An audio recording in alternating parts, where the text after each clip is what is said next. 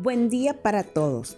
El día de hoy vamos a socializar nuestro trabajo desde la asignatura Perspectiva de Género y Educación en la actividad 1 sobre los aspectos relevantes en la perspectiva de género. Este trabajo está realizado por Dana Vanessa Briceño y Rusman Cardona.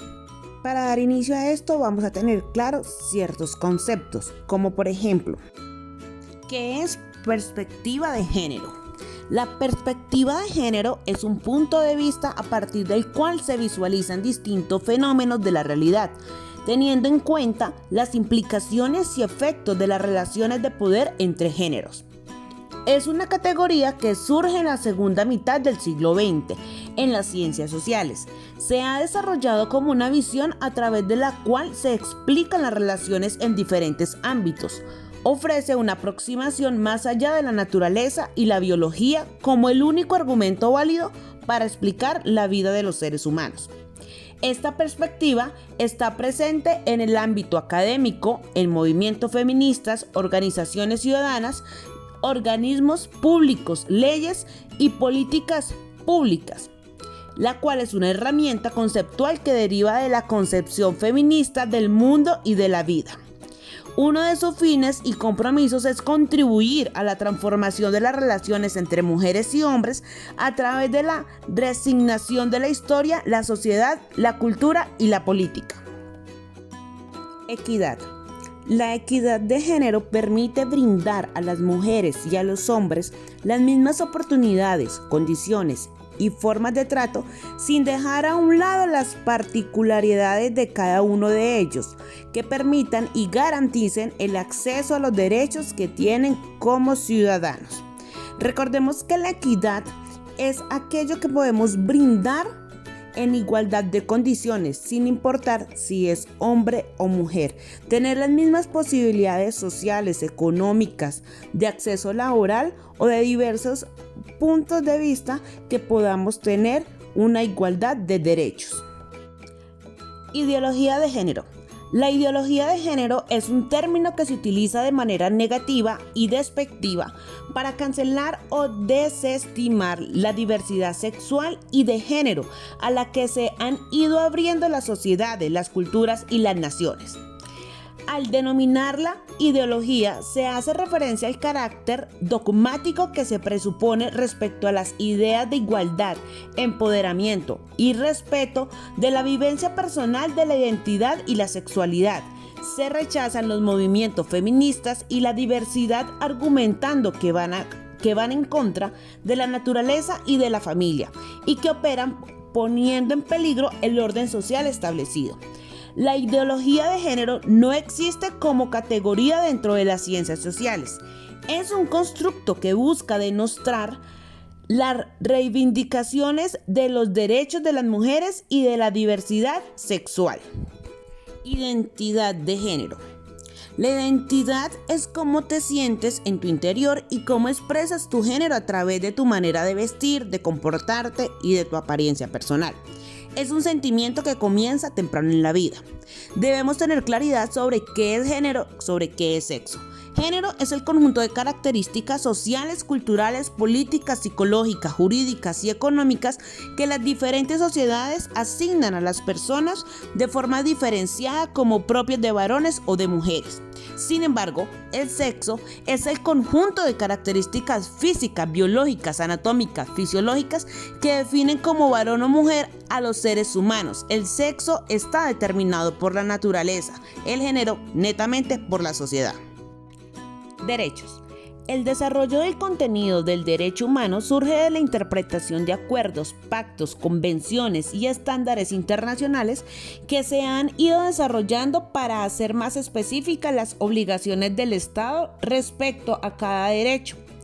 Del contenido del derecho se desprenden tanto las obligaciones del Estado de respetar, proteger, garantizar y promover, como las dimensiones del derecho respecto a la accesibilidad, disponibilidad, aceptabilidad y calidad de estos. Este conjunto de normas es como un programa que guía, orienta las políticas públicas del Estado y deben ser, por ello, incorporados en los sistemas normativos internos de cada gobierno.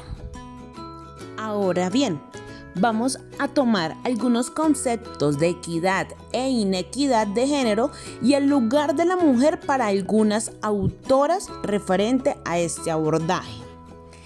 Partimos de que el concepto de género comience a surgir a mediados de los años 70, según la OEA, como respuesta a los interrogantes teóricos metodológicos planteados por la construcción de evidentes asimetrías y desigualdades existentes entre hombres y mujeres en función de su sexo. De tal manera que John Scott en 1986 define que el género no es solo la construcción social de la diferencia sexual, sino también una forma de significar las relaciones de poder. Stoller, 1968, dice que lo que determina la identidad y el comportamiento masculino o femenino no es el sexo biológico, sino el hecho de haber vivido desde el nacimiento las experiencias, ritos y costumbres atribuidos a los hombres o las mujeres. Además, la asignación y adquisición de una identidad es más importante que la carga genética, hormonal y biológica. Luego tenemos a Seabra de Almeida en 2009, lo cual aborda el doble concepto que permitió mirar las relaciones sociales opresivas de otra manera, no colocando a las mujeres en la posición de víctimas y a los hombres en la de opresores, sino buscando para cada contexto cronológico, geográfico y cultural las posiciones relativas de cada grupo en la intersección del género con la clase, la raza y demás aspectos socioculturales. Desde la historia, el concepto de género fue inicialmente concebida como una especie de difusión de la historia de las mujeres, permitiendo, según Natalie Simon Davis en 1976, redefinir sus objetivos en el sentido de descubrir las variaciones de los papeles y significado de los roles sexuales en diferentes sociedades y periodos, comprender lo que representaban y cómo funcionaban para mantener el orden social o promover su cambio. Por otro lado, la francesa Simone Beauvoir en 1949 había ya expresado que no se nacía mujer, sino que se convertía en ello. De esta manera advirtió que el sexo está más ligado a la esfera biológica, a aquello que se trae al nacer, y que la noción de género tiene más bien un carácter sociocultural que es construido dentro de la sociedad en particular, donde se desenvuelve el individuo. Ahora bien, para darle respuesta a los tres interrogantes como hilos conductores de nuestro trabajo, tenemos que, primero, ¿cuáles son las construcciones históricas que conllevaron al abordaje de la perspectiva de género? Se toman 5 construcciones históricas. Primero, el rol protagónico de la figura del patriarcado. Segunda, adoctrinamiento cultural, diferencia sin igualdad.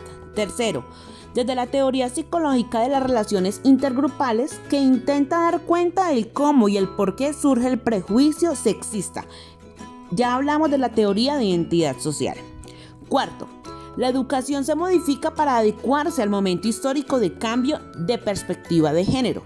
Y quinto, tenemos a Novoa en el 2012 con la perspectiva de género, la cual debe ser entendida como un instrumento cuya finalidad es impregnar de manera transversal las leyes, instituciones y sistemas organizativos de la sociedad, del ideal de igualdad entre varón y mujer. Como segundo interrogante tenemos ¿cuál es la relación de la historia de las mujeres, los derechos humanos, con la construcción de la perspectiva de género? Tenemos que esta relación se basa en justicia y en perspectivas, es decir, en 1968 se utiliza por primera vez el término para referirse a la mujer, dado por Robert Stoller. También hay una evolución femenina con lo relacionado a lo masculino y cómo esto hace parte de la realidad actual. Lo establece Novoa en el 2012. También tenemos que entender que todas las mujeres tienen el disfrute pleno y condiciones de igualdad de todos sus derechos humanos y a vivir libre de todas las formas de discriminación, También hay un enfoque racional, el cual ha insistido en el derecho de las mujeres al resaltar aspectos propios femeninos como poder, autonomía y no resignación y sumisión. Como tercer interrogante tenemos cómo se genera el encuentro de la educación y la perspectiva de género. Para esto debemos tener claro que la educación, la sociedad y la familia son los transmisores de valores, costumbres, estereotipos, prejuicios y roles que deben desempeñar cada género de manera socialmente impuesta. Este encuentro se ha logrado por medio de organismos internacionales, gobiernos, investigadores y estudiosos de la educación que han elevado sus voces para destacar el papel de la educación como uno de los medios principales para lograr una sociedad democrática, participativa y plural. Gracias a que el enfoque de género es una herramienta analítica y metodológica que posee una dimensión política en la construcción de relaciones de género equitativas y justas, la cual identifica los roles y tareas que se realizan dentro del marco de las mujeres y los hombres en una sociedad determinada.